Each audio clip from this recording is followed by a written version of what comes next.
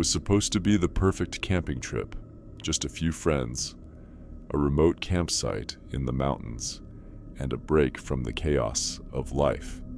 Max, Olivia, Jacob, and Mia had arrived at Pine Hollow Campground on a Friday afternoon, the air crisp with the scent of pine and earth.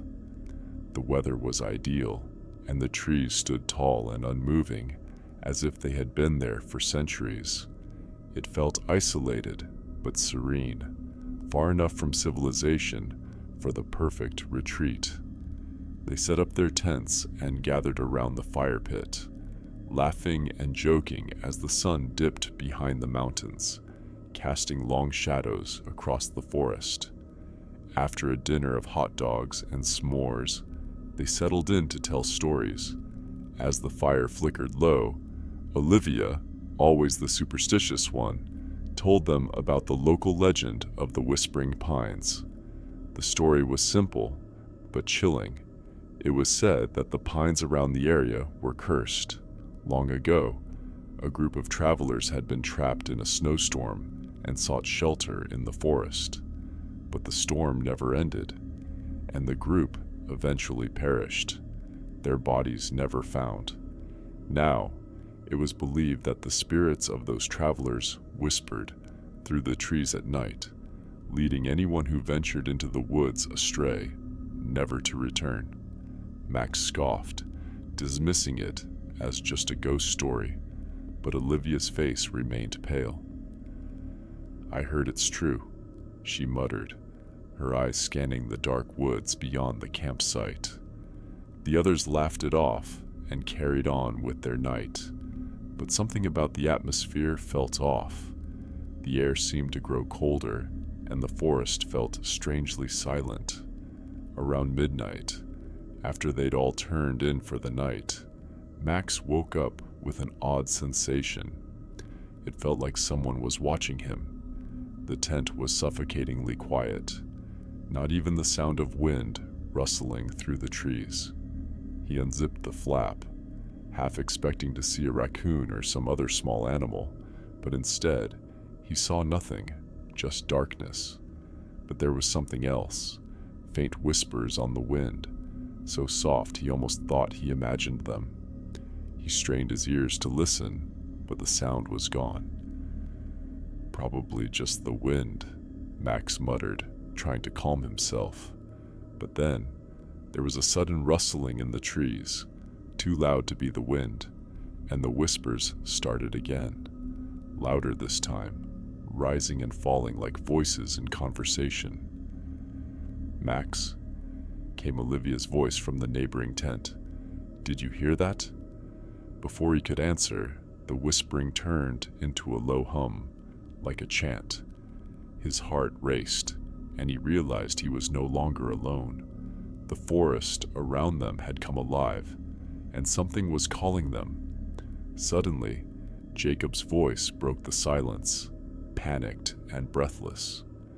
"We need to leave, now." Max and Olivia rushed out of their tents and saw Jacob standing near the edge of the campsite, staring wide-eyed into the trees. His face was pale, and his voice shook as he spoke. "I saw them. There were figures in the woods. They were watching us."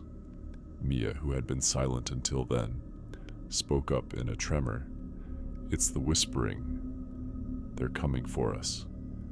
Without a word, the group packed up their things in a frantic frenzy, ready to abandon their campsite. The whispering grew louder, now sounding like individual voices, distinct but too faint to make out. As they hurried down the trail toward the parking lot, the air became unbearably cold. Then, just as they reached the clearing, they stopped, dead in their tracks. In front of them, standing silently in the shadows, were several figures dressed in old-fashioned clothing.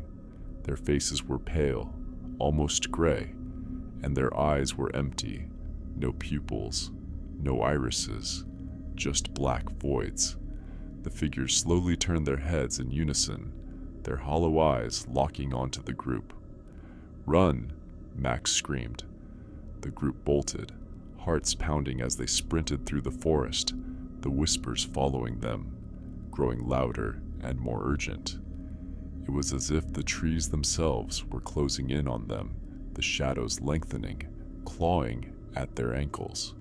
When they finally reached the road and saw the headlights of a passing car, the whispers abruptly stopped. They turned around.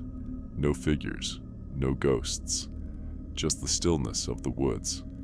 They never spoke of what happened that night again. Some of them left Pine Hollow forever, never wanting to return, but the whispers still haunted them.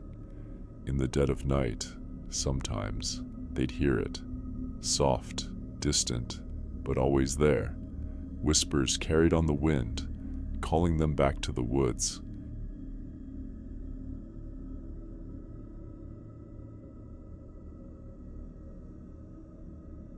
The dense fog hung low over the campgrounds as Kyle, Sarah, and Luke set up their tents on the edge of the forest, unaware of the sinister history that surrounded the place.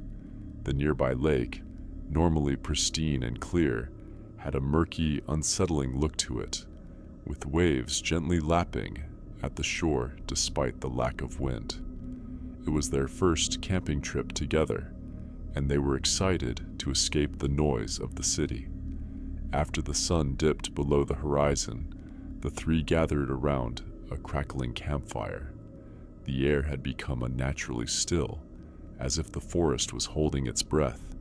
They hadn't heard any wildlife since they arrived, no birds calling or insects buzzing, just silence. Luke, always the thrill seeker, began to tell the story of the Devil's Lantern. It was an old local legend that terrified anyone who heard it. The story went like this. Many years ago, a man who was believed to have sold his soul to the devil wandered into the forest near their campsite, carrying a lantern that glowed with an eerie greenish light. They said that the devil, in exchange for the man's soul, had given him the lantern that would guide him to eternal torment. The man's wandering led him deeper into the forest, where he eventually vanished without a trace. However, those who dared venture into the woods after dark had reported seeing a glowing lantern hovering among the trees, beckoning them deeper into the forest. No one who followed the lantern ever came back. Kyle scoffed, dismissing it as nothing more than a ghost story meant to spook newcomers. But Sarah couldn't shake the feeling that something was wrong with the night. She felt eyes watching them from the darkness, and the silence pressing in on her like a heavy blanket. They stayed close to the fire for the rest of the evening, too nervous to venture out into the woods. But as the hours passed, the warmth of the fire began to fade, and the chilling stillness of the night grew more oppressive. Sarah, feeling uneasy, went to retrieve some firewood, but when she stepped beyond the light of the campfire, she felt an overwhelming sense of dread. The trees seemed to lean in, their branches swaying despite the absence of wind. As Sarah bent to pick up a log, a soft green glow caught her eye. At first, she thought it was just a reflection of the firelight, but as she looked closer, she realized that it was a lantern, suspended in midair, flickering with an unnatural light. Frozen, she couldn't tear her eyes away from it. The lantern seemed to move, floating slowly through the trees as if it were beckoning her. A voice, soft and raspy, whispered through the trees, "Come closer." Her heart raced, and she stumbled backward, calling out to Kyle and Luke. But when they came running, the lantern had disappeared, as if it had never been there at all. The fire flickered, casting long, unnatural shadows. "We need to leave," Sarah insisted, her voice trembling. Kyle and Luke laughed it off, but Sarah couldn't shake the feeling that they were not alone. Something was watching them. something ancient and malevolent. That night, as they lay in their tents, the wind began to pick up. Sarah's mind raced, and she kept hearing the soft, raspy whispers from outside the tent. Her anxiety spiked, and she bolted upright. When she looked outside, the lantern was back, this time much closer. It hovered just beyond the fire's light, its eerie glow casting twisted shadows on the trees. Sarah's breath caught in her throat as she saw it move toward their tent, hovering inches from the entrance. Suddenly, the whispers grew louder, more insistent, until they turned into a chant. "Come to me. Come to me." She shook Luke awake, and he scrambled out of the tent, his face pale when he saw the lantern. "What the hell is that?" They tried to run, but the lantern seemed to follow them, floating just behind, its light piercing the darkness. The whispering continued, now more frantic. "Your soul is mine." The trio sprinted through the forest, the sound of their heavy breathing mingling with the sinister whispers. It wasn't until they broke through the trees and found themselves on the edge of the lake that they dared look back. The lantern was gone, but the eerie silence remained. The forest had fallen completely still. No wind, no sounds, nothing. They didn't stop running until they reached the safety of their car, leaving behind the campsite and the mystery of the Devil's Lantern. That night, as they drove back to civilization, the whispers followed them, soft at first, but growing louder. "Come back, come back." The memory of the lantern and the feeling that something had marked them would never leave them.